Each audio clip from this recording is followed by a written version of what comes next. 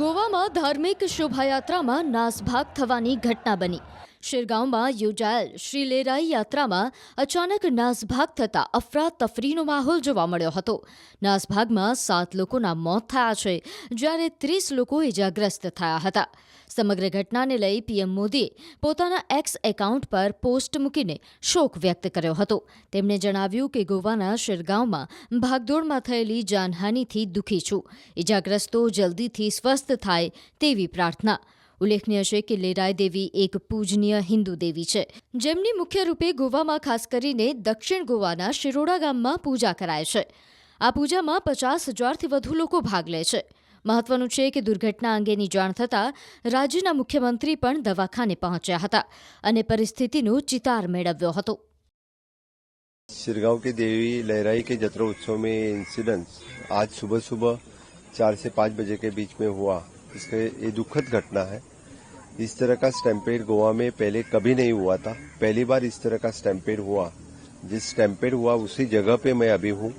सुबह मुझे 5 बजे खबर मिलते ही मैं तुरंत अस्पताल में, जो हमारे कम्युनिटी हेल्थ सेंटर लोकल यहाँ से 7 किलोमीटर है, वहाँ पे जाके जितने सारे एडमिट पेशेंट्स थे उनके बारे में मैंने उनकी पूछताछ की. उनके ट्रीटमेंट किस तरह से हो रहे वो देखा. ગોવામાં ધાર્મિક શોભાયાત્રામાં નાસભાગ થવાની ઘટના બની. શિરગાંવમાં યોજાયેલ શ્રી લેરાઈ યાત્રામાં અચાનક નાસભાગ થતા અફરાતફરીનો માહોલ જોવા મળ્યો હતો. નાસભાગમાં 7 લોકોના મોત થયા છે, જ્યારે 30 લોકો ઇજાગ્રસ્ત થયા હતા. સમગ્ર ઘટનાને લઈ પીએમ મોદીએ પોતાના એક્સ એકાઉન્ટ પર પોસ્ટ મૂકીને શોક વ્યક્ત કર્યો હતો. તેમણે જણાવ્યું કે ગોવાના શિરગાંવમાં ભાગદોડમાં થયેલી જાનહાનિથી દુઃખી છું. ઇજાગ્રસ્તો જલ્દીથી સ્વસ્થ થાય તેવી પ્રાર્થના. ઉલ્લેખનીય છે કે લેરાઈ દેવી એક પૂજનીય હિન્દુ દેવી છે, જેમની મુખ્ય રૂપે ગોવામાં ખાસ કરીને દક્ષિણ ગોવાના શિરોડા ગામમાં પૂજા કરાય છે. આ પૂજામાં 50,000થી વધુ લોકો ભાગ લે છે. મહત્વનું છે કે દુર્ઘટના અંગેની જાણ થતાં રાજ્યના મુખ્યમંત્રી પણ દવાખાને પહોંચ્યા હતા અને પરિસ્થિતિનો ચિતાર મેળવ્યો હતો. शिरगांव के देवी लहराई के जत्रा उत्सव में इंसिडेंट आज सुबह सुबह 4 से 5 बजे के बीच में हुआ. इसके ये दुखद घटना है.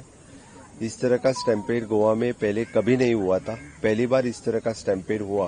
जिस स्टैम्पेड हुआ उसी जगह पे मैं अभी हूँ. सुबह मुझे 5 बजे खबर मिलते ही मैं तुरंत अस्पताल में, जो हमारे कम्युनिटी हेल्थ सेंटर लोकल यहाँ से 7 किलोमीटर है, वहाँ पे जाके जितने सारे एडमिट पेशेंट्स थे उनके बारे में मैंने उनकी पूछताछ की. उनके ट्रीटमेंट किस तरह से हो रहे वो देखा.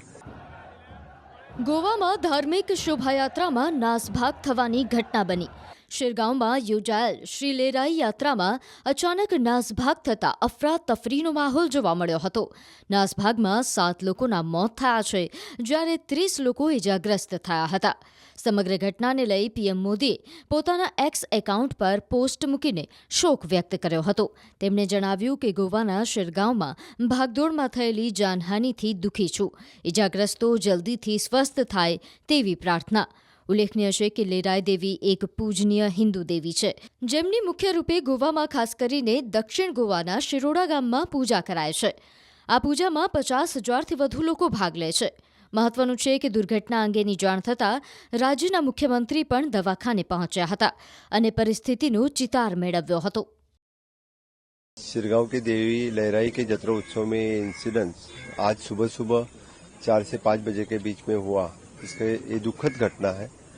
इस तरह का स्टैम्पेड गोवा में पहले कभी नहीं हुआ था. पहली बार इस तरह का स्टैम्पेड हुआ. जिस स्टैम्पेड हुआ उसी जगह पे मैं अभी हूँ. सुबह मुझे 5 बजे खबर मिलते ही मैं तुरंत अस्पताल में, जो हमारे कम्युनिटी हेल्थ सेंटर लोकल यहाँ से 7 किलोमीटर है, वहाँ पे जाके जितने सारे एडमिट पेशेंट्स थे उनके बारे में मैंने उनकी पूछताछ की. उनके ट्रीटमेंट किस तरह से हो रहे वो देखा.